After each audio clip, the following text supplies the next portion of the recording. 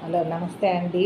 నిన్న చూపెట్టాను కదా, నేను యాలగల మాల అని చెప్పని నిన్న అల్లేదు చూపించలేదండి. దానికని ఇప్పుడు ఈ వీడియో చేయాల్సి వచ్చింది.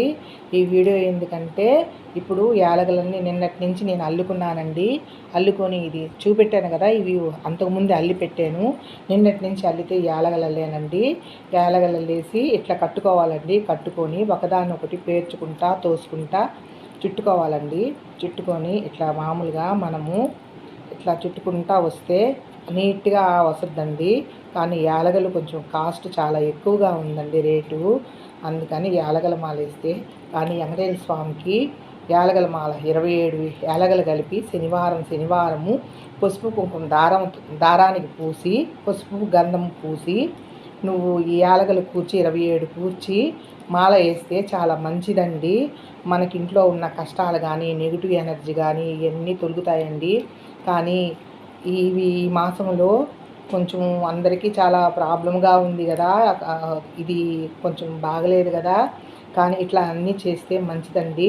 ఇవి మిగిలి వేసేసిన సంవత్సరం దాకా ఇవి పచ్చకర్పూరం వేసి పెట్టుకొని, లేదా మనం సంవత్సరం కానప్పుడు ఇంట్లో సాంబ్రాణి వేస్తుంటాం కదా, ఆ సాంబ్రాణిలో ఈ దండ వేసేసి మనం ఇల్లంతా పొగ వేయొచ్చండి. కానీ ఏడుగొండ స్వామికి వేసిన మటుకు పక్కన 53 దండలు అవుతాయండి.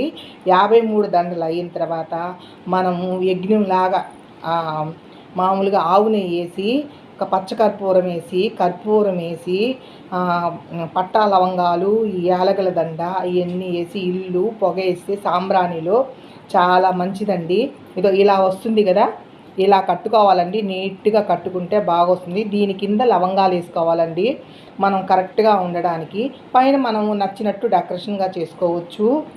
ఇట్లా అండి కట్టుకునేసామంటే బాగుంటుందండి. కానీ కొంతమందికి పైన ముక్కు పైన ఇట్లా అంతా ముఖం అంతా మంగు వస్తుందండి. మంగు వచ్చినప్పుడు వాళ్ళు చాలా భయపడిపోతుంటారు. నల్లగా ఇదైపోయి ఉంటుంది ఫేసు. ఇంట్లో చాలా ఇబ్బందులుగా ఉంటాయి. ముఖం అంతా మారిపోయి ఉంటుంది. వాళ్ళు భయపడాల్సిన అవసరం లేదండి. మనం గుడులకు తిరగాలన్నా కొందరి దగ్గర డబ్బులు ఉండవు. ఊరికే తిరగాలన్నా కాదు కదా, ఏదో పండు పొలము స్వామికి ఎత్తుకుపోతాము. అది కూడా కాదండి. మీరు మనసులో ఎప్పుడు 24 గంటలు ఒక 3 నెలల పాటు శనేశ్వర స్వామిని స్మరించుకోండి. ఫస్ట్ ఏం చేయాలంటే మనం పోసుకునే నీళ్ళల్లో కొంచెం కల్లుప్పు వేసి కొంచెం పసుపు వేసి పచ్చకర్పూరం కొంత పొడి పొడిగా చేసేసి నీళ్ళల్లో కలపాలండి.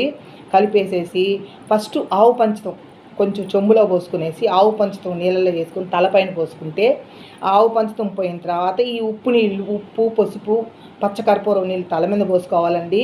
లాస్ట్ ఫినిషింగ్ టచ్లో పాలు వచ్చి చెంబులో పోసుకొని స్నానం చేయాలండి. అప్పుడు మనకున్న నెగిటివ్ ఎనర్జీస్ మొత్తం పోతాయండి.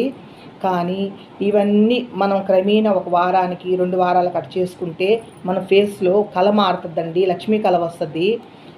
అట్లాగ బాగా కలగా ఉంటుందండి. దానివల్ల బెంబేలు పడవచ్చు. శనేశ్వర స్వామి అంటేనే భయపడిపోతుంటారు. శనేశ్వర స్వామి అంత మంచివాడు ఎవరు లేరండి. ప్రతి ఒక్కరిని మనం చేసిన తప్పు ఒప్పులనంతా మెరుగు చేస్తాడండి స్వామి. మెరుగు చేసి ఇంకా ఉన్నదంతా పోంగొట్టి మనం ఫ్రెష్గా చేస్తాడు. అది మళ్ళీ అబద్ధాలు లేనిపోని మోసాలు అవన్నీ చేయకుండా ఉంటే మనకు బాగుంటుందండి. కొంతవరకు వ్యాపారం అనంగా కొంచెం అబద్ధం ఆడక తప్పదు. కానీ కొంతలు దాంట్లో కూడా మెరుగుంటుందండి. అట్లాగ చేసుకుంటే మనకు బాగుంటుందండి.